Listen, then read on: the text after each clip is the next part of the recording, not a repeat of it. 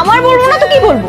গত 6 মাস ধরে এই বাড়িটা আছে না আমি চালাইতেছি আমার কষ্টের টাকা দিয়ে। তুমি কি করতেছো? বেকার তো বসে বসে শুধু খাইতেছো আর কি।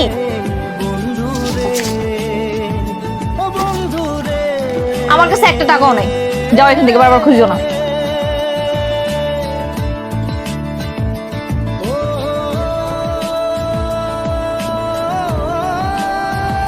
ভাই সরি, আমার কাছে টাকা নাই ভাই, পার্সেলটা আমি নিতে পারবো না।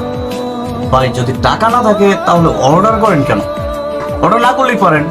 এই যে আমি এত কষ্ট করে আসলাম, এটা কোনো মানে আছে বলেন? টাকা থাকবে না, অর্ডার করবে না, ঠিক আছে ভাই? ফাইজলামি করেন এখন।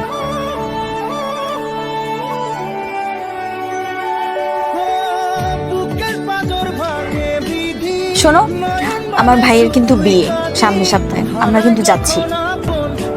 না আমি যাব না।